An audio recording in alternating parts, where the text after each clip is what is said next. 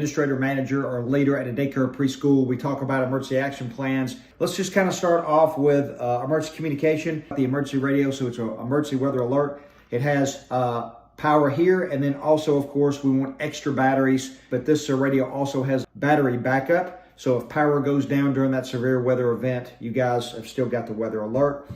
We'll move over to lighting. This is my Streamlight ProTac HL. I love it. It's about 750 lumens. It also requires, and it does come with lithium batteries. Not only do I want this flashlight because of the power, but also I want extra lithium batteries with that. And some of the Streamlights also come with a rechargeable battery. So if you charge that battery up, it can stay stored for a long amount of time and still work. Let's move over to just some of our medical emergencies. So I've got some first aid kit contents here. We've got bags of everything from ibuprofen, assorted bandages, saline solution, you name it. We've got all the basic medical emergency stuff inside here for basic first aid events. We have gauze here, different size gauze pads, emergency blankets.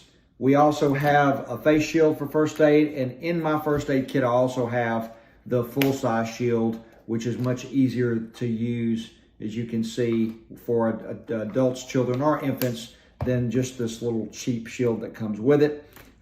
We've also got our gloves, and then we'll get it just real quick into the emergency kit for bleeding control. Here you can see that we have tourniquets, we have gloves, we have blankets, compressed gauze, another emergency dressing. We've got a pin here to mark when we actually put the tourniquet on the victim, and then we have some, we have another emergency blanket in here, okay? So lots of stuff. This is, believe it or not, you can get this pretty inexpensively. Put this in a box. It's your emergency action kit to follow in your emergency action plan.